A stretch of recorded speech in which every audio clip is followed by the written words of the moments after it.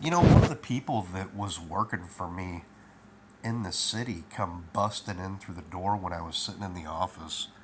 He was like, "Yeah, they're messing with my daughter and I." He starts going on. He's, a pretty good sized guy. He's probably 6'3", probably 210, 220. At that time, I think he was around 40 years old and long hair. He's upset, man. He's like sweating, pissed off, and I'm like, "What do you mean?" He goes, "My phone." He's like, "They're following me around," and he's going on and on, And I was being messed with some, but I didn't really relate it to what he was dealing with or what he claimed to be dealing with. So I talked to him a couple more times after that, and then I ended up getting transferred up to the North Yard. Well, he's up there then. He ends up going up there. I don't remember if he went up there first or if I went up there first, but the directors transferred me up there, and he apparently was continuing to be messed with. I was being messed with too, but I still at that time I didn't put two and two together because there were, I'd been shot at and some stuff, and I think what I was dealing with was way more intense, but maybe not. Anyway, long story short, he ends up just one day saying he's going to quit. He's not hurt or anything, and he's just tired of the bull crap. And, there's a lot of drama with dealing with civil service work with customers and traffic and red tape. And, sometimes you got to deal with the rail yards and highways and just a lot of dumb stuff. And sometimes the jobs don't move as fast as what the public should perceive it should. But I was on the job. Sometimes there's times that there's going to be downtime. It's just the nature of the beast. Anyway, so he walks off the job, right? And I don't know the exact day. It was within 6 months, I believe, of when I left. And at the time that or the time he left, I didn't have any plans on leaving. I was having chronic pain and stuff, but anyway, so after I left the company, we were still being harassed. Obviously, it's still going on.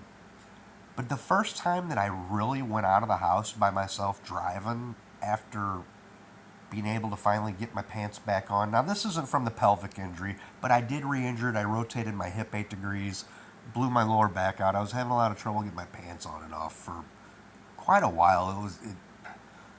Some stuff has stabilized. I'm getting around better. But at that time, I got in a vehicle and I drove up to a small park. It's actually a relatively popular park, but it's a river park where people jet ski and they boat and blah, blah, blah. Long story short, it was still spring. So there's not anybody there. I'm like, I'm the only one at this park, right? So I parked the vehicle and I walked over, and they got this really nice view that overlooks the water.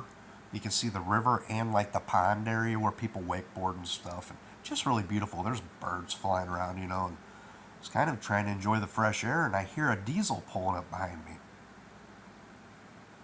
And I'm like, huh. Because there's nobody there, right? Not even any park rangers or anybody. And I kind of spun around and looked, and it's that rich dude. The guy that was working for me at the Minter yard.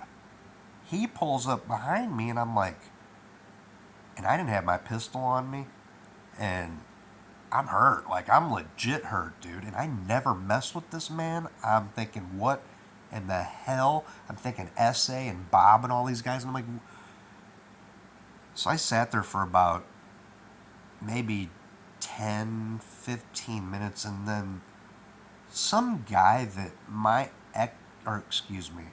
stepdad knew from high school or something like that. And we had bumped into him something over cars a decade prior to that or something. He goes driving by. Well, he lives right there though. That's the thing. He lives right there, so I think that's his cut through. It was weird because I was like, that's really weird. But I found it ironic that he shows up at this park. Now, here's the kicker, where my condo was 3 hours away at the lake. The folks that bought the units next to me, the two units' names were Faulkner. Evelyn and Floyd Faulkner. That's what the registry said on the Southwood phone directory. Now, The first person that they moved into the unit next to me was a self-proclaimed registered sex offender. After 90 days, you're supposed to register your location in the state of Missouri. My daughter and I had just showed up 3 days before that. He's telling me about this big old story about it was some 16-year-old, and my daughter's 15, you know. I thought they were playing a game. I didn't know what to think. I spoke with a deputy up there and he looked him up and blah, blah, blah. Anyway, long story short, after 88 days, they move him to the next condo. Then they moved some guy in after that, shortly after that. But back to the point. They moved 3 people into that unit, a registered sex offender, some man that's claiming to be from Melbourne, Florida. Now, the Camden County Police told me that they have had a number of younger girls that have come up missing out of Missouri and have been found dead in Florida over the past however many years. So in my head, I'm going through all these people who's snowbirding and who's coming into Victoria's life and what are the, you know what I mean? If you really think about it, with the intensity that these people have been on my daughter and the kids and my family, and I'm like, so I'm thinking Melbourne, Florida, and then the next gal, her name's Jocelyn. Jocelyn. Now, I heard this Faulkner operator at MSD talking about Jocelyn. I don't know these people.